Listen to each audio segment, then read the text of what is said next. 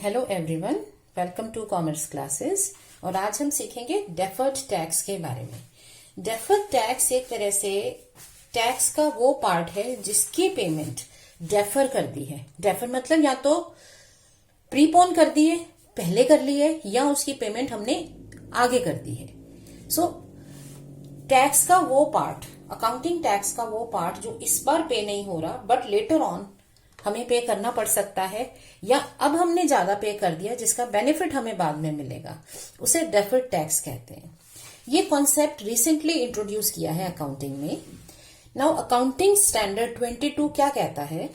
That income tax expense should be recognised और calculated on accrual basis just like any other expense. मतलब जिस तरह से हम कोई भी और एक्सपेंस लिखते हैं एक्रूवल बेसिस पे, जैसे आप जब रेंट लिखते हो, आप रेंट ऑफ द ईयर लेते हो, है ना, उसमें आप ये नहीं देखते कि पेमेंट कितनी हुई है। लाइकवाइज हमें टैक्स का एक्सपेंस भी एक पर्टिकुलर ईयर में एक्रूवल बेसिस पे रिकॉग्नाइज करना है। और ये क्या होगा? Tax expense is going to be current tax, मतलब इस बार जो इनकम टैक्स के प्रोविजन से हमारा टैक्स बना, करंट टैक्स, करंट मतलब प्रेजेंटली आईटी प्रोविजंस के अंदर जो टैक्स बना, एंड डेफर्ड टैक्स। और दूसरा कंपोनेंट होगा डेफर्ड टैक्स। डेफर्ड टैक्स मतलब वो कंपोनेंट टैक्स का जो हमने पोस्टपोन या प्रीपोन कर दिया। सो करेंट टैक्स क्या है? It is the amount of income tax payable as per income tax provisions, that means on the taxable income. जैसे हर साल हमारी जो टैक्सेबल इनकम होती है उस पर जो टैक्स लगेगा वो करेंट टैक्स है। तो ये आईटी प्रोविजन से गाइड होगा। डेफर्ड टैक्स क्या है? ये डिफरेंस है अकाउंटिंग और इनकम टैक्स में। मतलब आपने जब अकाउंट्स में इनकम निकाली और जो टैक्सेबल प्रोविजंस के अकॉर्डिंगली इनकम निकाली, इन दोनों में जो डिफरेंसेस टाइम की वजह से हैं, टाइम मतलब जिसमें आपने अपनी पेमेंट को थोड़ा टाइम आगे खिसका दिया या पेमेंट थोड़ी पहले कर दी, उन डिफरेंसेस को डेफर्ड टैक्स के तौर पे लिखा गया है। अब अगर हम बात कर रहे हैं टैक्स ऑन अकाउंटिंग इनकम और tax as per income tax provisions, तो पहले हमें समझना होगा कि व्हाट दीज टू आर। तो टैक्सेबल इनकम क्या होती है? टैक्सेबल इनकम कैलकुलेट होती है आईटी प्रोविजन से, मतलब इनकम टैक्स के प्रोविजंस के अकॉर्डिंगली टैक्सेबल इनकम कैलकुलेट करते हैं, ठीक है। और अकाउंटिंग इनकम क्या है? अकाउंटिंग इनकम है जो हमने अकाउंट्स में लिखी है। जब आप अपने इनकम स्टेटमेंट बना रहे हो, उसमें जो इनकम कैलकुलेट होके आई है उसे अकाउंटिंग इनकम कहते हैं। अब इन दोनों के रूल्स अलग हैं। अकाउंट्स जब आप बनाते हो, these are guided with accounting principles, accounting standards या आईसीएआई की जो गाइडलाइंस है ये उनसे बनते हैं। बट जब आप टैक्सेबल इनकम सॉल्व करते हो, इसके लिए आप क्या देखते हो? इनकम टैक्स प्रोविजन, कि इनकम टैक्स प्रोविजंस किसको इनकम मान रहे हैं, किसको एक्सपेंस मान रहे हैं, एंड अकॉर्डिंगली आपकी टैक्सेबल इनकम बिजनेस की सॉल्व होती है। तो इन दोनों में डिफरेंसेस हो सकते हैं, ठीक है। अब इनके डिफरेंसेस के रीजन क्या हैं? दोनों में अगर कोई अलग अमाउंट आता है, अकाउंट्स में कुछ और इनकम है, इनकम टैक्स रिटर्न में कुछ और इनकम भर के आ रहे हैं, तो दोनों में डिफरेंस होने की वजह क्या है? दो रीजन है। क्या रीजंस हैं? एक होते हैं परमानेंट डिफरेंसेस। हम रीजंस को क्लासिफाई कर रहे हैं कि उसका इफेक्ट कहां पर गया। परमानेंट डिफरेंस वो डिफरेंस है जो परमानेंटली आ गया, मतलब अगर आपका एक बार ये डिफरेंस आ गया तो ये एज इट इज रहेगा, ये आगे जाके इसमें रिवर्स नहीं होने वाला। मतलब difference originating in 1 year is not about to reverse in subsequent years. अब अगले साल जाके ये डिफरेंस आपका रिवर्स नहीं होगा। तो ये नहीं है कि आपने इस बार अगर कम टैक्स पे किया तो उसकी वजह से नेक्स्ट टाइम आपको ज्यादा टैक्स पे करना है, ऐसा नहीं है। इनको परमानेंट डिफरेंस कहते हैं, राइट। जैसे अगर मान लो आपका इनकम टैक्स प्रोविजंस कहते हैं कि 10,000 से ऊपर अगर आपने कोई भी एक्सपेंस पे किया इन कैश, तो उसके डिडक्शन अलाउड नहीं होगी, ठीक है। लाइक आपका नेट इनकम जो है 9 लाख है, आपके एक्सपेंसेस है सपोज 7 लाख। 7 लाख में से 50,000 रुपीज का एक्सपेंस था जो आपने कैश में पे किया, ठीक है, एक जॉइंट एक्सपेंस पूरा 50,000 अमाउंट। अब ये अलाउड नहीं होगा। सो जब आप इनकम टैक्स रिटर्न फॉलो करेंगे, then what will happen? Income आपकी वही है 9 लाख, बट एक्सपेंस वो 650 अलाउ करेगा। दैट मीन्स जहां आपकी अकाउंटिंग इनकम 2 लाख है, ये आपका 2,50,000 टैक्सेबल इनकम बनेगी। ठीक है। सो एट द रेट ऑफ 40%, मान लें हम 40% टैक्स है, तो आपका इनकम टैक्स जो है वो 1 लाख बनेगा। 2,50,000 का 40%, ये है करेंट टैक्स। करेंट टैक्स मतलब जो इस बार की टैक्सेबल इनकम पे आया। लेकिन अकाउंटिंग में क्या हुआ, अगर आप इस पे टैक्स लगाते हो तो आपका टैक्स कितना बनेगा, 40%, 80,000। सो डिफरेंस आ गया 20,000 का। अब ये डिफरेंस हमारा डेफर्ड टैक्स है या नहीं, ये हमें कैसे पता चलेगा? हमें ये चेक करना है कि ये जो डिफरेंस आया था, क्या ये वापस रिवर्स होने वाला है? अब नेक्स्ट ईयर अगर आप रूल्स फॉलो करते हैं, आप पेमेंट्स चेक के थ्रू करते हैं, तो क्या ये जो आपको डिडक्टेबल एक्सपेंस अलाउ नहीं किया था, क्या ये नेक्स्ट टाइम अलाउ हो जाएगा? ये नहीं होगा। क्यों? क्योंकि इस बार ये कट गया और ये जब दोबारा और एक्सपेंसेस आएंगे उनमें रूल लगेगा। एक बार ये वाला आपका कट गया तो नहीं अलाउ हो सकता। सो ये परमानेंट चेंज है। सो इस केस में हमारे पास सिर्फ करेंट टैक्स होगा 1 लाख का। ठीक है। और ये जो 20,000 आप एक्स्ट्रा पे कर रहे हो, इसको कुछ एडजस्ट नहीं कर सकते, ये परमानेंट डिफरेंस है। सो परमानेंट डिफरेंस है, डेफर्ड टैक्स नहीं आता। डेफर्ड टैक्स उन चीजों का होगा जो आपकी बाद में रिवर्स हो सकती हैं। सो दूसरा जो रीजन होता है हमारा अकाउंटिंग और टैक्सेबल इनकम के डिफरेंस का, वो है टाइमिंग डिफरेंस। टाइमिंग मतलब किस टाइम पे पेमेंट हो रही है, उसकी वजह से डिफरेंस है। आप पेमेंट अब कर रहे हो, नेक्स्ट ईयर कर रहे हो, नेक्स्ट ईयर कर रहे हो, इसकी वजह से डिफरेंट टाइम्स में पेमेंट का डिफरेंस आ गया।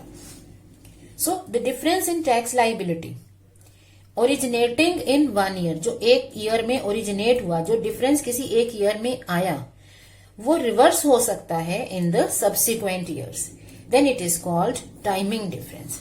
अब सपोज ये 50,000 आपका कैश की जगह पे क्या होता, आप एम्प्लॉयज के प्रोविडेंट फंड में पैसा जमा कराते हो। एज एन एम्प्लॉयर आपका प्रोविडेंट फंड में कंट्रीब्यूशन जाता है 50,000 का, बाकी आपके एक्सपेंसेस 650 है। अब ये कंट्रीब्यूशन आपका पेमेंट बेसिस पे डिडक्टेबल है। जब भी हम कोई टैक्स पे करते हैं, चाहे इसको सेल्स टैक्स हो, चाहे वो जीएसटी हो राइट नाउ, या वेल्थ टैक्स या इनकम टैक्स, ये पेमेंट बेसिस पे डिडक्टेबल होते हैं। सो जब आप इसमें आईटी रिटर्न बनाओगे तो अब भी सेम पिछले एग्जाम्पल का स्टेटस है। आपके जो एक्सपेंसेस अलाउड होंगे वो 6,50,000 होंगे, तो आपकी इनकम आएगी 2,50,000। अकाउंटिंग में 2 लाख है। अकाउंटिंग के व्यू से देखें तो हमारा टैक्स 80,000 बनेगा 40% के बेसिस पे। बट यहां पे हमारा करंट टैक्स मतलब टैक्स ऑन टैक्सेबल इनकम, वो बन रहा है 1 lakh. Okay, so current tax तो बन रहा है 1 लाख। अब ये जो डिफरेंस है 20,000 का, इसका क्या होगा? अब क्योंकि आपने ये कंट्रीब्यूशन इस ईयर में पे नहीं किया है, इसलिए आपको इसका डिडक्शन नहीं मिला। नेक्स्ट ईयर मान लो आप इस मिस्टेक से सीख लेते हो और आप अब टाइमली पेमेंट करना शुरू करते हो। सपोज आपकी इनकम अभी भी वही है 9 लाख। ओके, अब आपके एक्सपेंसेस क्या होंगे? जो इस ईयर के एक्सपेंसेस हैं सेम आपने पे कर दिए, अलाउड है, डिडक्टेबल है। जो पिछले ईयर का आपका प्रोविडेंट फंड आपने पे नहीं किया था, तब आपको डिडक्शन अलाउ हुई थी, अब वो आपको डिडक्शन अलाउ कर देते हैं। सो इस पर आपका 1,50,000 की टैक्सेबल इनकम बनेगी और उस पर टैक्स बन जाएगा 40%, 60,000।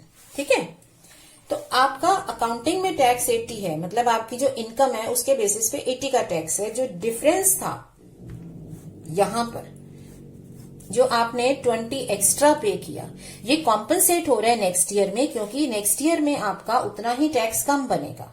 क्योंकि अकाउंटिंग इनकम में तो यही बनना चाहिए ना, 80,000 अगर कोई चेंज नहीं है। तो करंट टैक्स में से हम क्या कह सकते हैं कि हमारे पास एक डेफर्ड टैक्स आ गया, 20,000 हमने एक्स्ट्रा पे कर दिया, तो हमारा इस ईयर का जो टैक्स है वो 80 रिकॉर्ड होगा एज पर अवर अकाउंटिंग प्रोविजंस। ठीक है, और जो 20 आपने अब एक्स्ट्रा पे कर दिया, वो नेक्स्ट ईयर में क्या सिचुएशन होगी नेक्स्ट ईयर में आप कहोगे आपका करंट टैक्स है 60,000 जो आपने इस ईयर में पे किया, प्लस 20,000 जो आप पिछले ईयर का पे कर चुके थे। तो वो डेफर्ड टैक्स एक ईयर में आया डिफरेंस, वो दूसरे ईयर में कॉम्पनसेट हो गया। ठीक है, सो इसे डेफर्ड टैक्स कहते हैं। और अगर वो नेक्स्ट ईयर में, सब्सिक्वेंट ईयर में रिवर्स नहीं होगा, फिर वो परमानेंट डिफरेंस है, उसको अकाउंट नहीं करेंगे। तो जब ये आपका किसी प्रोविजन की वजह से जब आपका एक्सपेंस नहीं अलाउ हुआ और क्योंकि वो दोबारा से अलाउ नहीं होगा, तो वो परमानेंट डिफरेंस है, उसको हमने यहां नहीं लिखना, तो 1 लाख करंट टैक्स आएगा। बट यहां क्योंकि हमें पता है कि जो 20,000 का डिफरेंस आ रहा है हमारे दोनों टैक्सेस में, वो 20,000 नेक्स्ट ईयर में रिवर्स होने वाला है, सो इसे हम डेफर्ड टैक्स एसेट कह देंगे। एसेट इसलिए क्योंकि आपने पहले पेमेंट कर दी है, इस बार आपने ज्यादा पेमेंट कर दी है तो नेक्स्ट ईयर आपको कम पेमेंट करनी पड़ेगी, तो नेक्स्ट ईयर में बेनिफिट हो गया ना इस पेमेंट का, तो ये आपकी एसेट जनरेट हो गई। इसी तरह से ये भी हो सकता है कि आपको अकाउंटिंग इनकम कम बन रही है, तो आपके पास इस बार टैक्स कम बना और जितनी आपने टैक्स में इस बार सेविंग कर ली वो नेक्स्ट ईयर में जाके आपको वापस पे करनी पड़ सकती है, तो उसको कहेंगे डेफर्ड टैक्स लाइबिलिटी, कि आपने इस बार कम पेमेंट की है तो आपकी लाइबिलिटी बन गई। सो अकॉर्डिंगली हमारा जो टैक्स है, ईयरली टैक्स है, वो एक्रूड बेसिस पे आ गया, मतलब उस ईयर की जो अकाउंटिंग इनकम है उस पे आ गया, और जो इफेक्ट था इनकम टैक्स प्रोविजंस का वो हमने कैंसिल कर दिया। सो डेफर्ड टैक्स क्या है? Deferred tax is the difference in tax liability. Tax liability में जो डिफरेंस है ड्यू टू टाइमिंग डिफरेंस, उसे कहते हैं डेफर्ड टैक्स। ये एक एसेट भी हो सकती है और एक लाइबिलिटी भी हो सकती है। सो अब ये कैसे हमें पता चलेगा, क्या रीजंस हैं इनके? तो एक बार इनके रीजंस को हम अलग से अच्छे से स्टडी करते हैं। Reasons for difference in tax. So accounting income और टैक्सेबल इनकम में जो डिफरेंसेस हैं उनके रीजन स्टडी कर रहे हैं हम। क्या रीजंस हो सकते हैं परमानेंट डिफरेंस के, और क्या रीजंस हो सकते हैं टाइम डिफरेंस के। ठीक है, टाइमिंग की वजह से जो डिफरेंस पैदा हो गए उनके रीजंस क्या हैं। जो परमानेंट डिफरेंसेस हैं वो 2 रीजन से होते हैं।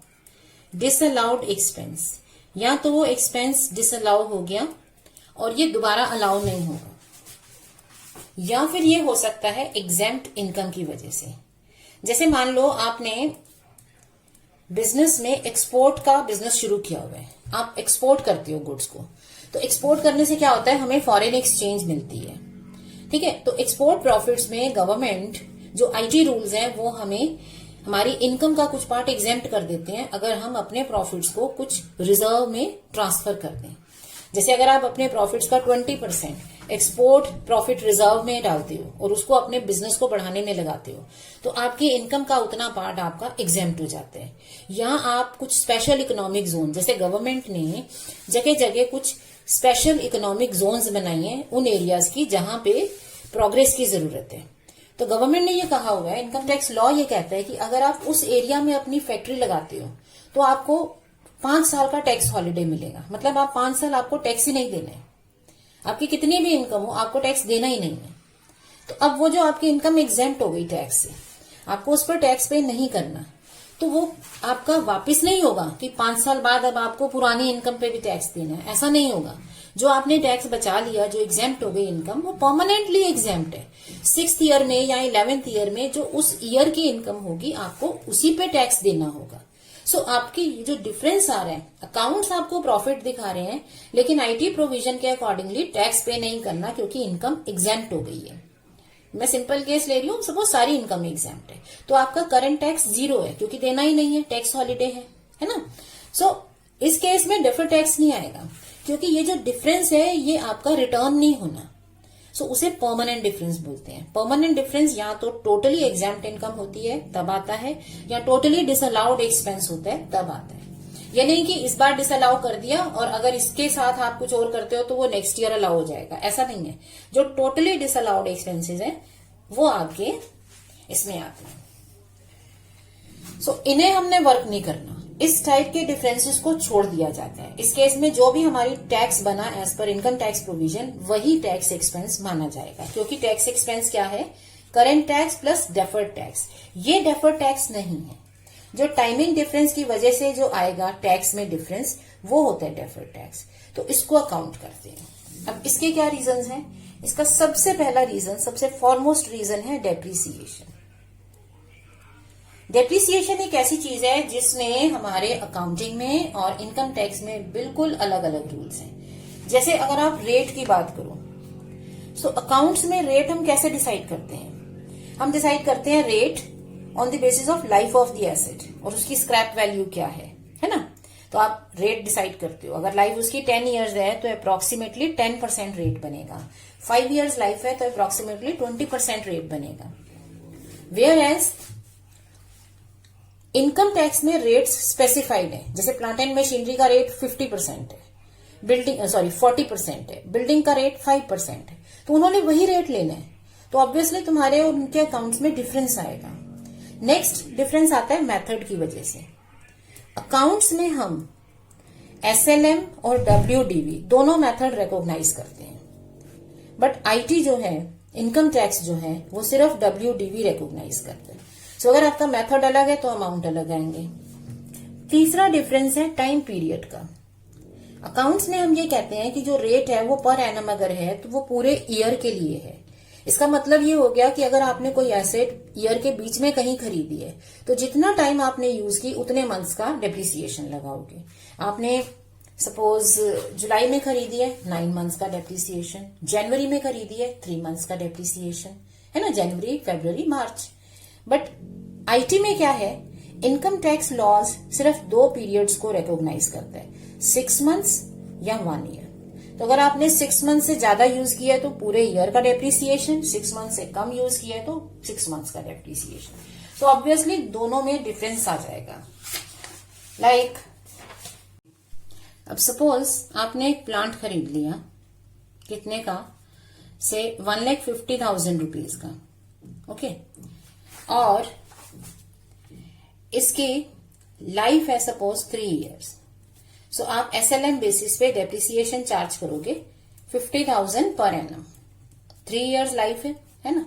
बट इनकम टैक्स प्रोविजन क्या कहते हैं? आपको 40% डेप्रिसिएशन लगाना है WDV पे, ओके। अब क्या होगा फर्स्ट ईयर में? फर्स्ट ईयर में सपोज हमारी net profit before depreciation and tax आ रहा है 1 लाख। अब अकाउंट्स में हम डेप्रिसिएशन लगाएंगे 50,000 का, हमारी इनकम बचेगी बाकी 50,000। अब यही चीज अगर मैं IT प्रोविजंस में देखूं, आपका नेट प्रॉफिट है before depreciation and tax same 1 lakh first year. अब डेप्रिसिएशन कितना आएगा? IT प्रोविजंस कहते हैं 40% ऑफ WDV।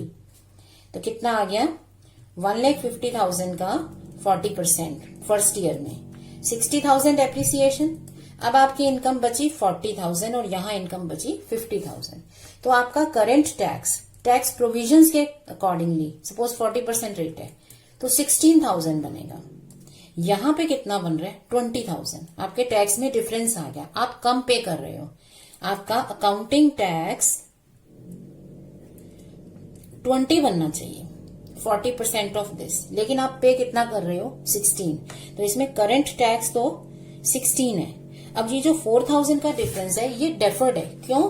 क्योंकि ये जो आपने इस बार कम पे किया तो नेक्स्ट टाइम आपको ज्यादा पे करना पड़ेगा जब आपका अमाउंट ऑफ डेप्रिसिएशन कम हो जाएगा। सेकेंड ईयर में क्या स्टेटस होगा? 1 lakh, same income, same depreciation 50,000 और आपका टैक्स भी सेम बनना चाहिए। लेकिन इनकम टैक्स प्रोविजंस में क्या हो जाएगा? 1 लाख। अब डेप्रिसिएशन कितना होगा? 40% ऑफ रिटर्न डाउन वैल्यू जो कि है 90,000। 1,50,000 में से 60 चला गया, 90 रिटर्न डाउन वैल्यू, तो 36,000 बचा। सो आपका 64,000 बन गया आपका सेकेंड ईयर में टैक्सेबल इनकम। तो अब टैक्स कितना बनेगा? 25,600। अब आप ज्यादा पे कर रहे हो, समझ रहे हो? सो इस ईयर में जो आपने 4,000 का टैक्स कम पे किया, नेक्स्ट टाइम आपका टैक्स अभी भी 20 बन रहा है, लेकिन आपको पे कितना करना पड़ेगा, करंट टैक्स पे करना पड़ेगा 25,600। इसका मतलब ये जो 5,600 आपने एक्स्ट्रा पे किया वो यहां से कॉम्पनसेट हो रहे हैं। क्लियर है ये बात? सो आप जितना एक ईयर में जो डिफरेंस आता है, अगर वो अगले ईयर में जाके रिवर्स हो सकता है तो उसे बोलते हैं टाइमिंग डिफरेंस। सो टाइमिंग डिफरेंसेस जो हैं ये रिवर्सेबल हैं, क्योंकि एक ईयर में कम पेमेंट की तो वो नेक्स्ट ईयर में आपका कॉम्पनसेट होगा। सो उसके नेक्स्ट ईयर में हो सकता है आपका और कम आ जाए अमाउंट, आपको और टैक्स पे करना पड़ जाए।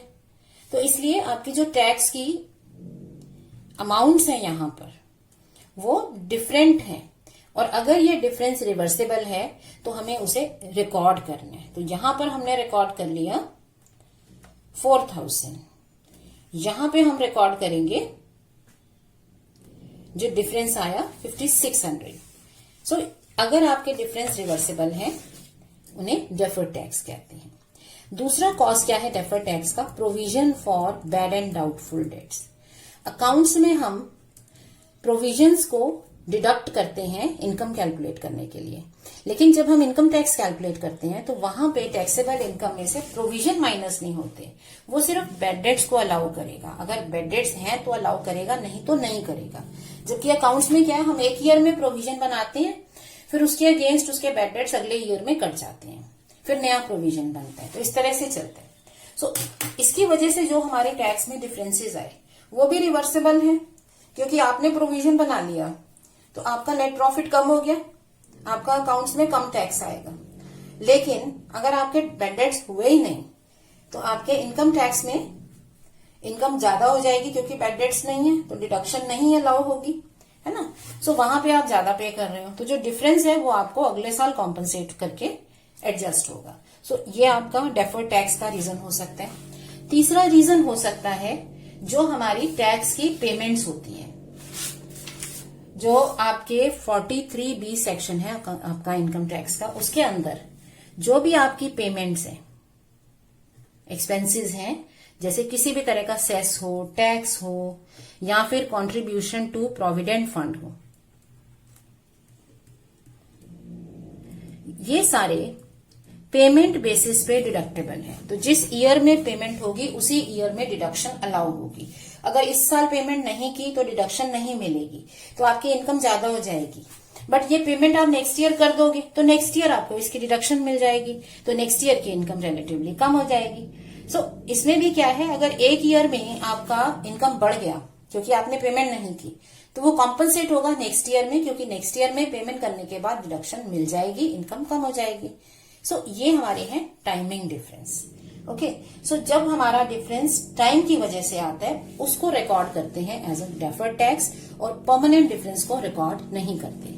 अब इसमें एक बार फिर से आप समझ लो, सपोज अकाउंटिंग में हमारी इनकम आती है before tax 2 lakh. Suppose IT provision से आपकी टैक्सेबल इनकम आती है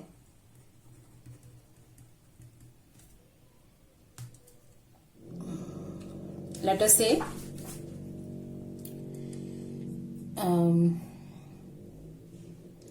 2,50,000। ओके, अब आपका टैक्स बन गया, यहां पे मान लो 40% रेट है, सो आपने 1 लाख टैक्स दिया।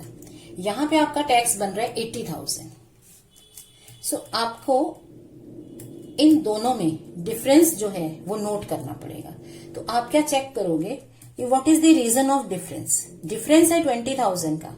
अब इसको आप अकाउंट्स को अपने वेरीफाई करोगे, मिलाओगे और देखोगे किस किस वजह से है। अगर तो ये परमानेंट डिफरेंस है तो उसको नोट नहीं करना, लेकिन जो डेफर्ड रीजन से आएगा, जो टाइमिंग डिफरेंस से आएगा, उसे रिकॉर्ड करना है। सपोज इसमें से 5,000 डिफरेंस इसलिए आया था क्योंकि आपने कोई पेमेंट कैश में कर दी थी, ठीक है, तो अब ये तो आपको अकाउंट नहीं करना। बट जो बाकी 15,000 डिफरेंस है वो आपका रिवर्सेबल है, तो इसे रिकॉर्ड करेंगे। सो आप क्या कहोगे, आपका जो टैक्स है वो करंट टैक्स होगा 1 लाख, और क्योंकि आपने 15 ज्यादा पे किया, 80 से ज्यादा पे कर दिया है, तो वो बन जाएगी आपकी डेफर्ड टैक्स एसेट। आपने 15,000 ज्यादा पे किया तो आपका एक्सपेंडिचर आएगा 85,000। सो इस तरह से हम रिकॉर्ड करते हैं डेफर्ड टैक्स को। फिर से समझ लो, डेफर्ड टैक्स क्या है? जो हमारे इनकम टैक्स के अकॉर्डिंगली टैक्स बन रहा है और जो हमारी अकाउंटिंग इनकम में टैक्स बन रहा है, इन दोनों में जो डिफरेंस है, जो टाइम की पीरियड की वजह से आ रहा है, उसको डेफर्ड टैक्स बोलते हैं। जैसे इसमें डिफरेंस टाइम की वजह से 15,000 का आ रहा है, तो यही डेफर्ड टैक्स है। सो हमें अपना टैक्स एक्सपेंस कैसे लिखना है? करंट टैक्स, मतलब जो हम एक्चुअली टैक्स पे कर रहे हैं टैक्सेबल इनकम पे, प्लस और माइनस डेफर्ड टैक्स, क्योंकि आपने एक्स्ट्रा पे किया है। आपका 80,000 टैक्स बनता, आपने ज्यादा पे किया, तो इसलिए जो ज्यादा हमने दे दिया वो हमारी एसेट बन गई, तो हमारा इनकम स्टेटमेंट में टैक्स 85,000 रिकॉग्नाइज होगा। सपोज आपका 1 लाख की जगह पे यहाँ पे इनकम टैक्स बन रहा होता 60,000। अब आप चेक करते हैं कि यहाँ 80 बन रहा है, यहाँ 60 बन रहा है, मैंने 20,000 कम क्यों पे किया है? तो क्या ये मेरा 20,000 नेक्स्ट ईयर के लिए पोस्टपोन हो गया? मतलब जो भी रीजंस थे वो नेक्स्ट ईयर में एडजस्ट होंगे और नेक्स्ट ईयर मुझे 20,000 ज्यादा पे करना पड़ेगा। तो क्या कहेंगे उसको? करंट टैक्स है 60 जो मैंने पे कर दिया, अब मैंने डेफर्ड टैक्स लाइबिलिटी ले ली है कि मुझे नेक्स्ट ईयर 20,000 एक्स्ट्रा पे करना पड़ सकता है, और इनके रीजंस हैं ये तीनों। सो ये होता है डेफर्ड टैक्स। अगेन एक बार और रिवाइज कर लेते हैं। सो डेफर्ड टैक्स क्या है? It is the difference in the liability, tax liability arising due to timing difference between taxable income and accounting income. और हमें अकाउंटिंग स्टैंडर्ड 22 के अकॉर्डिंगली अपने इनकम स्टेटमेंट में टैक्स को कैसे रिकॉग्नाइज करना है? Current tax plus deferred tax. तो जो करंट टैक्स है प्लस और माइनस डेफर्ड टैक्स। अगर ज्यादा पे कर दिया तो माइनस करके लिखो, कम पे किया तो प्लस करके लिखो, बट लिखना हमें एक्रूवल बेसिस पे टैक्स है, मतलब करंट इनकम पे टैक्स लिखना है। Right, so that completes deferred tax. अब इसके जो दो कंपोनेंट्स हैं, डेफर्ड टैक्स एसेट और डेफर्ड टैक्स लाइबिलिटी, ये क्या होते हैं और इनकी अकाउंटिंग क्या होती है, ये हम सीखेंगे नेक्स्ट वीडियो में। Thank you.